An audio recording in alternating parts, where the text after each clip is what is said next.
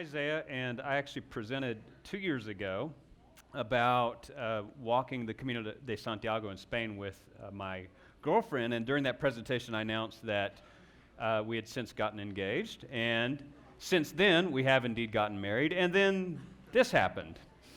Yeah. So, as adorable as our 9-month-old son Walker is, I'm not going to talk about him, but this mat that he's on, we got as this sort of safe foundation, this alphabet mat that he could develop and grow on, because it's a metaphor for civilization. The alphabet, written language, is what allowed civilization to go from its infancy to more developed and advanced civilization. And also through the course of history, through more recent times, English colonization and world wars and global mass media, English has become the global language of sorts. And it's not because English is somehow more refined or superior. In fact, English is a mutant language. It's a hybrid of French and German, Greek, and Latin, and other influences, such that we have now English is the language with the most words of any language. So it's highly complex and irregular, and it's kind of a cruel joke on all the people in the world who are trying to learn it.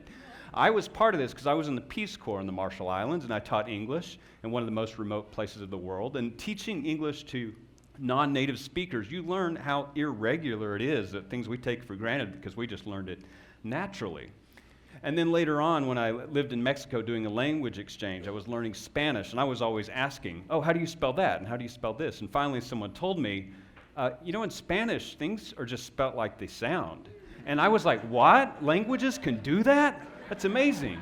And so it started me thinking, seeing from an outsider's perspective, like, why is English like this? There's a reason why spelling bees are largely an English phenomenon, because of the great diversity and variety and irregularities of our written language. In other languages, it would be easier. You just spell things out by sounding it out. And so English, in its complexity, it had me thinking, well, how do we make it better, or could we improve it? Make it easier, perhaps, especially for all the people who are trying to learn it in order to be participants in a globalized world. Well, I was thinking of the QWERTY keyboard as an example of how hard this might be, because the QWERTY keyboard is the organization of the keys. I don't know if you know this, but it was actually designed this way to make typing less efficient so that the strikers wouldn't go up and hit the ribbon together and get stuck. Now, we know that we're not bound by that mechanical limits anymore. We could have any arrangement, but it's the inefficiency we've adopted as normal. And similarly, English is all over the world and it's pervasive. So I'm not trying to start a language alphabet revolution to change things, because I know it's not going to change. We're entrenched in it. But for our own entertainment and curiosity, what if we tried? Well, what might it look like? I have some ideas. So A is for apple, B is for ball, and C is for completely unnecessary. C, I think the first rule is a letter should make a unique sound. And C is a con man, borrowing it from K and S. If I was a letter K, I would be for kleptophobia, because it's not just C, but Q and X are stealing your sound too. I think adding U to a Q is just kind of to distract us from the fact that we don't really need Q at all. It doesn't offer anything unique. And X, they just add an S to it, to the K sound. And so we don't need C, Q, or X. But there's also other sounds we have that are unique that don't have letters. We're taught to add an H to create these sounds, but I call that Bolsa Hit, because these are original sounds that should have their own letter. And so I would propose, let's bring back those letters we just kicked out and give the good news to C, Q, and X, that, hey, we have a sound we can give you that's your own. You don't have to mooch off other letters. So I'd call the letter C the letter chi, the letter Q the letter she, and the letter X the letter the. Now, another rule I would institute is that each letter should make the sound that it represents in its name. So we just created the letter she, so it only makes sense, like, for example, H doesn't have the H sound in it, so we'll call it the letter he, balance things out. Other letters, the G should be called the letter G, and while Y does represent its vowel sound, it does not have its consonant sound, so the letter Y should be the letter Yi. Now, when I moved to Asheville in 2006, a lot of people were upset about W.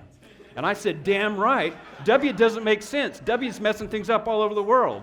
And they said, yeah, why did people vote for W? And I said, we voted for letters? Well, of course, they're talking about the president, but I'm talking about W. What's wrong with W, you might be thinking? Well, lots of things are wrong with W. First off, it's a double V, if anything, and it doesn't have the W sound, and the most egregious thing is it's trisyllabic. All the other letters are content with a monosyllabic name, but W somehow gets off with 3 syllables. Now, we love to shorten things into acronyms, and the most used acronym in the world is World Wide Web. How many syllables is that? That's 3. But we like to say WWW. How many syllables is that? 9. So it's completely inefficient. So it also messes up our wonderful alphabet song. We have 26 beats to cover our 26 letters, but when you get to W, you gotta it's gotta fit in somewhere. And so they said, hey, let's just cram elemental P together and to make it fit. When I was a kid learning this, I got confused. I didn't know I was saying letters. So W needs to be brought back into the monosyllabic fold, and I propose it be called the letter we, which is a very inclusive and affirming sounding name for a letter. Imagine the vanity plates we could do with that. We are one. So, we JD, what would Jesus do? He would say every letter should be a monosyllabic representation of a unique sound that we have in our phonic language. And so we would get A, B, C, D, E, F, G, He, I, J, K, L, M, N, O, P, She, R, S, T, U, V, We, D, Y, Z. Now we know our ABCs, that the world may learn with ease.